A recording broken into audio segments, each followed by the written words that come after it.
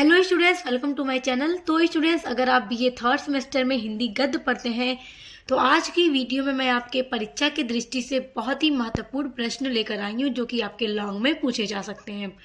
बहुत ही important question है, तो चलिए देखते हैं।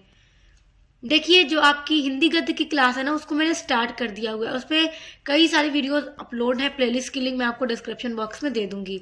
देखिए, जो क्वेश्चन है आपका आपके एग्जाम में पूछ सकता है वो ये है। देखिए, दीपदान एकांकी की प्रमुख पात्र का चरित्र चित्रण कीजिए। ये क्वेश्चन बहुत इंपॉर्टेंट है और ये एग्जाम में आपसे लॉन्ग में पूछ सकता है। तो दीपदान, जैसा कि डॉक्टर राम कुमार वर्मा के द्वारा लिखित एक एकांकी है। तो दीपदान हमने पढ़ा है, दीपदान की प्रमुख पात्र यानी कि मेन जो कैरेक्टर है उसका चरित्र चित्रण कीजिए। तो मेन कैरेक्टर कौन है इस एकांकी के अंदर? पन्ना धाय, वही मेन कैरेक्टर है। तो उन्हीं का चरित्र चित्रण पूछ रहा है।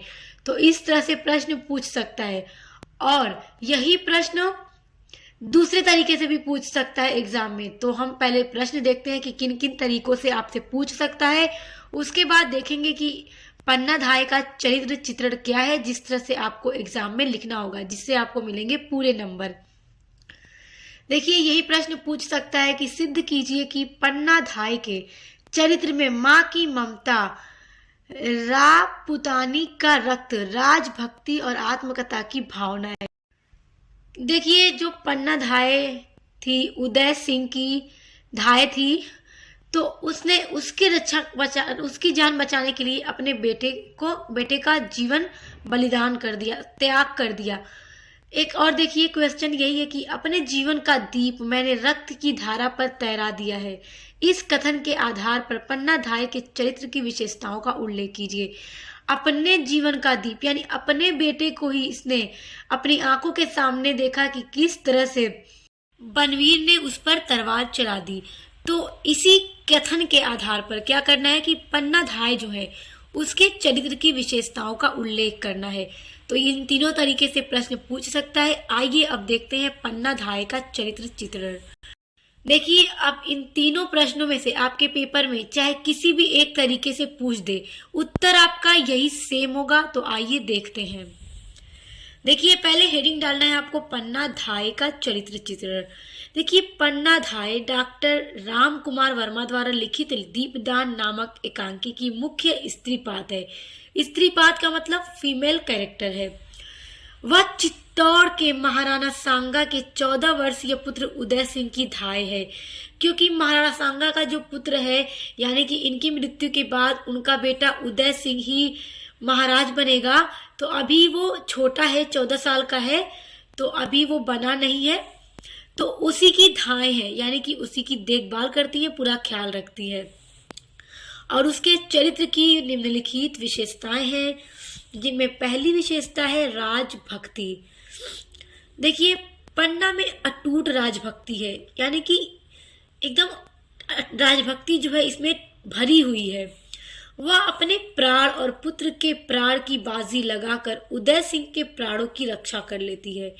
मतलब अगर इसे ये काम सौंपा गया है कि तुम्हें उदय सिंह का ख्याल अपने बेटे की तरह रखना है, वो उसकी धाय है, उसकी दाई है, तो वो अपने प्राण की यानी अपने जीवन, अपने पुत्र के जीवन की बाजी लगा देती है, सिर्फ अपने कर्तव्य को निभाने के लिए कि किस तरह से उसने उदय सिंह को बचा लिया और अपने पुत्र को हमेशा के लिए त्याग दिया। अब देखिए, नेक्स्ट हेडिंग है त्याग और बलिदान। देखिए, पन्ना धाय में त्याग और बलिदान की जो भावना है वो कूट कूट कर भरी हुई है। और इनका ये राम कुमार वर्मा की ये एकांकी पढ़ करके ही दिख जाता है कि किस तरह से इसके अंदर त्याग और बलिदान की भावना भरी हुई है। उसमें अटूट कर्तव्य निष्ठा है। उदय सिंह की रक्षा के लिए वह अपने पुत्र चंदन को बलि वेदी पर चढ़ा देती है। क्योंकि देखिए, वो बनवीर की चालों को समझ गई थी और वो जानती थी कि बनवीर उदय सिंह की जान लेकर ही रहेगा, उदय सिंह को मार कर ही रहेगा, सिर्फ राजगद्दी पर बैठने के लिए। तो इसलिए उसने उदय सिंह को सुरक्षित स्थान पर पहुंचा दिया और उन्हीं की जगह पर अपने बेटे को लिटा देती है। और किस तरह से अपने पुत्र की बलि चढ़ा देती है सिर्फ अपने कर्तव्य को निभाने के लिए, कि वो उदय सिंह की धाय है और उसका पूरा कर्तव्य है कि इसकी हिफाजत करना है, जो उसके त्याग का एक जीता जागता प्रमाण है। कि यानी कि एकदम जीता जागता प्रमाण है कि एक माँ अपने पुत्र की बलि चढ़ा देती है अपने कर्तव्य को निभाने के लिए। मतलब उसने अपनी राजभक्ति, अपना कर्तव्य नहीं छोड़ा। उसका जो कार्य था, उसकी जो उसका कर्तव्य था कि उसको करना है हर हाल में, उसने वो किया। भले उसके लिए उसे अपने ही दीप को बुझाना पड़ जाए, अपने ही बेटे की बलि चढ़ाना पड़ जाए, उसने चढ़ा दी। तो इसी से पता चलता है कि जो पन्ना धाय है उसके अंदर त्याग और बलिदान की भावना कूट कूट कर भरी हुई है। अब देखिए पन्ना धाय के चरित्र चित्रण की तीसरी हेडिंग है कमल सा कोमल और व्रज सा कठोर हृदय। देखिए पन्ना का जो हृदय है कोमल से भी कोमल है और व्रज से भी कठोर है। एक और उसके हृदय में अपने प्यार चंदन के प्रति ममता का सागर उमड़ रहा है, तो दूसरी ओर अपने कर्तव्य के प्रति जागरूक उसके हृदय में व्रज की सारी कठोरता भी है। यानी कि उसका हृदय इतना कोमल है कि अपने बेटे चंदन के लिए ममता का सागर भी उसके अंदर उमड़ा चला जा रहा है, और दूसरी ओर उसे बस ये है कि उसे अपने कर्तव्य को पूरा करना है। और उसका कर्तव्य क्या है? यही उसका कर्तव्य क्या था कि उदय सिंह की हर हाल में रक्षा करनी थी। इसीलिए उसने क्या किया, अपने ही बेटे को बलि चढ़ा दिया। अपने बेटे को अपने आंखों के सामने मरता हुआ, तलवार से कटता हुआ उसने देखा। अब देखिए अगली हेडिंग है वीरांगना। पन्ना एक वीरांगना क्षत्राणी है। वह अपने कर्तव्य की रक्षा के लिए शत्रु से लड़ना भी जानती है, कि अगर उसे अपने कर्तव्य की रक्षा करने के लिए किसी दुश्मन से लड़ना पड़े तो इसे खूब आता है कि दुश्मन से किस तरह से लड़ना है और तलवार किस तरह से चलानी है। वह बनवीर पर तलवार से प्रहार भी करती है। जब बनवीर तलवार लेकर उदय सिंह के कमरे की तरफ बढ़ रहा था उसको मारने के लिए, तब पन्ना धाय उसके सामने डट कर खड़ी होती है और तलवार से उस पर वार भी करती है। भले ही उसका वार खाली जाता है और बनवीर क्या करता है कि उदय सिंह जो बेड पर लिटा हुआ है उसको उदय सिंह समझकर मार डालता है, जबकि पन्ना धाय ने वहां से उदय सिंह को हटाकर अपने बेटे चंदन को सुला दिया था और अपने आंखों के सामने क्या देखती है कि उसी के बेटे का कत्ल कर देता है बनवीर। अब देखिए पांचवी हेडिंग है नीलोभी। देखिए पन्ना में किसी प्रकार का लोभ नहीं है, मतलब ये लालची नहीं है। बनवीर उसे मिलाने के लिए अनेक प्रलोभन देता है। देखिए जब बनवीर सोचता है मैं राजगद्दी बैठ जाऊंगा, और जब वो आता है तो पन्ना से क्या कहता है कि तुम मतलब मेरी तरफ आ जाओ, मैं तुम्हें मतलब जागीर दूंगा। लेकिन पन्ना के अंदर किसी भी तरह की लालच नहीं है और इसीलिए वो उसकी बातों में नहीं आती है, किंतु वह उसके प्रलोभन में ना आकर अपने कर्तव्य के प्रति निष्ठावान है। यानी उसे अपना कर्तव्य नजर आ रहा है कि उसे क्या करना चाहिए।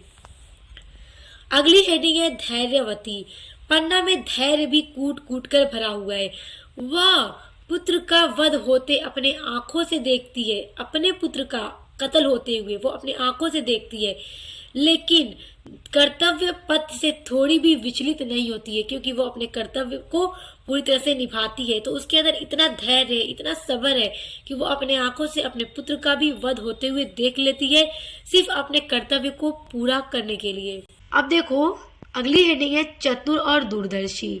चतुर मतलब वो चालाक भी है और दूरदर्शी, और दूर तक का सोच लेती है कि किसके क्या इरादे हैं। पन्ना अत्यंत ही चतुर और दूरदर्शी भी है। वह बनवीर के षड्यंत्र को भांप लेती है।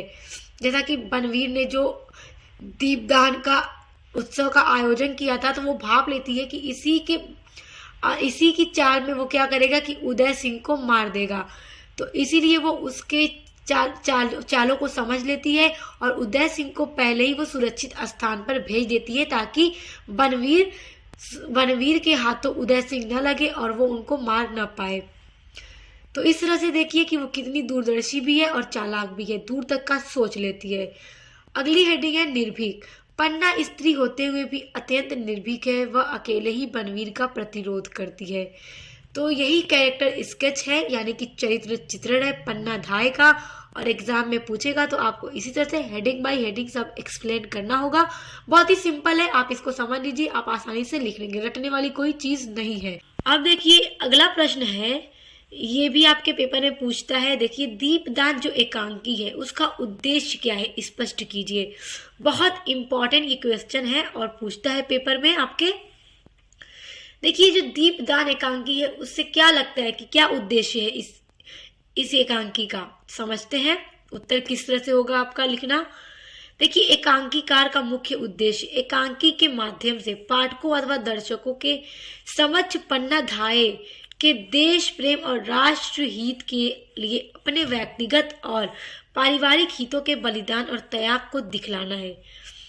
यानी कि राम कुमार वर्मा, डॉक्टर राम कुमार वर्मा यानी जिन्होंने इस एकांकी को लिखा है, तो वो इस एकांकी के माध्यम से पाठक यानी जो रीडर है या फिर जो ऑडियंस है उनको ये दिखाना है कि पन्नाधाय ने अपने कर्तव्य और अपने कर्तव्य को निभाने के लिए, पूरा करने के लिए अपने व्यक्तिगत और अपने पारिवारिक हित के लिए, हितों को भी मतलब अपने बेटे को बलिदान कर दिया। सिर्फ किस लिए कि वो अपने कर्तव्य पथ से नहीं हटेगी। जिस चीज पर उसे रखा गया है वो उदय सिंह की धाय है, उनकी हिफाजत करना है तो करना है। और उसने अपने, अगर वो चाहती तो हट सकती थी अपने कर्तव्य पथ से अपने बेटे को बचाने के लिए, मगर नहीं हटती है। भले अपने बेटे को त्याग कर देती है अपने कर्तव्य को निभाने के लिए।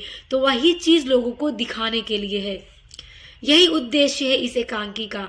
त्याग और बलिदान से मनुष्य का चरित्र महान बन जाता है, जिस तरह से पन्नाधाय का बन गया। दूसरी ओर स्वार्थ लिप्सा से मनुष्य बनवीर की भांति नीचे गिर जाता है, क्योंकि बनवीर की क्या चाल थी, वो राजगद्दी पे बैठना चाहता था मगर नीचे गिर जाता है। इस तथ्य को स्पष्ट करना दीपदान एकांकी का मुख्य उद्देश्य है। देखिए कितना अच्छा इस एकांकी का उद्देश्य है, बहुत अच्छी ये एकांकी है। तो ये दो प्रश्न बहुत इंपॉर्टेंट है आपके एग्जाम के लिए, आप इनको तैयार कर लीजिएगा। और तो स्टूडेंट्स नेक्स्ट वीडियो में जो आपके सिलेबस में गिल्लू है महादेवी वर्मा की एकांकी, तो हम उससे जुड़े कुछ इंपॉर्टेंट शॉर्ट क्वेश्चन आंसर पढ़ेंगे जो आपके एग्जाम में पूछे जाते हैं। तो अब मिलते हैं नेक्स्ट वीडियो के साथ।